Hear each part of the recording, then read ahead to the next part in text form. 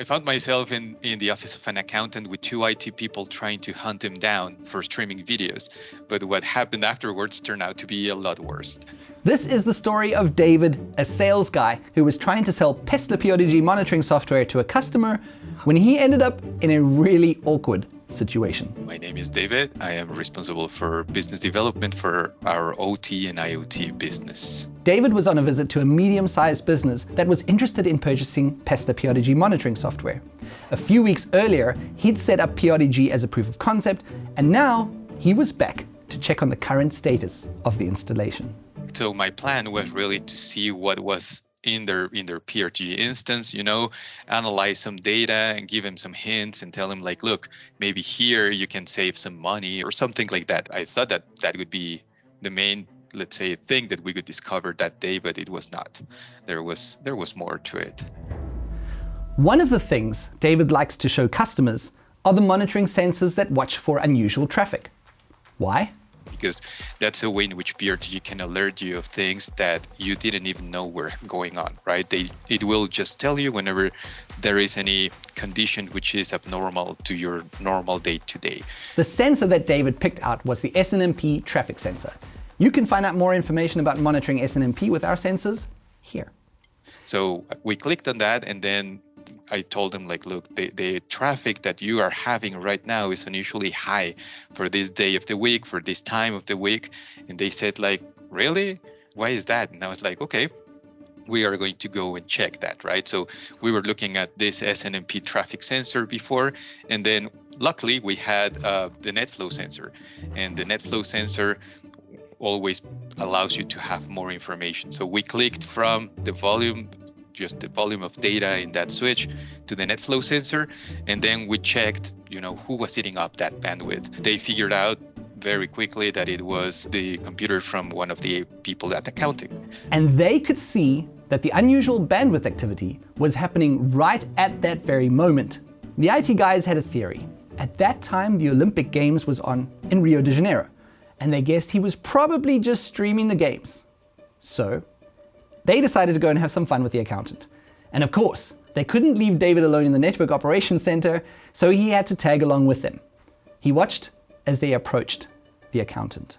They started a conversation, and suddenly they said, like, look, we are figuring out that you have like very high usage of the internet bandwidth. And the guy was like, do I? And they said, like, yeah. So we wanted to check out what's going on in your computer. After finding that there was no streaming client running or YouTube, they eventually figured out what was causing the bandwidth usage. And they finally figured out that there was this Dropbox little icon in the tray. The accountant was told by his son, right, that there was the need to have backups of all information, sensitive information. What the accountant was trying to do was copying all the files for all the taxes from the company in the past 5 years or so into a repository where he could have access in case something went wrong. There was a deletion or there was malware or whatever, and he could have all those files safe somewhere else. But what he didn't know is that he was using an unauthorized tool by IT, right? So in the end, he was actually, stealing company information out of the company, right, without even knowing that. Unauthorized copying of sensitive financial information, taxes, salaries, finances of the company. Not a good look. What you're doing right here could be considered like information theft, So you're extracting information without no one's consent to somewhere else, to a repository that only you have access. And that can be looking very bad. The other guy went pale. He was like, no, but I swear that I was trying to do this for protecting our company and everything. And they saw that he was legitimately trying to do something good. This kind of discussion between the IT department and anyone is awkward enough. But there David was, the whole time, as an awkward observer. Of course, they had nowhere else to put me, right? Because I couldn't stay by myself in the NOC. But on the other hand, you could see the face of the accountant, like, who is he? Am I in trouble? Did he put me in trouble? I was like, oh no, I don't want him to get fired or anything. But on the other hand, what he's doing is very serious. Once they'd stopped the data transfer and showed the accountant how to use OneDrive instead, they returned with David to the network operations center. They came back to the NOC with me and they said, like, okay, how much did you say that this cost? And then we started the negotiations for PRTG because it proved its value in that very moment.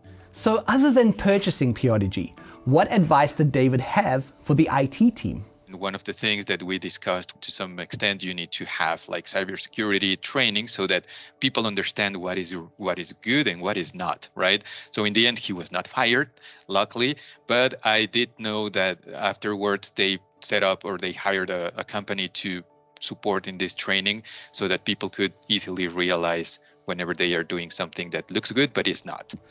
We've said it before on this channel and we're gonna say it again. Monitoring helps you find all kinds of strange things going on in your network.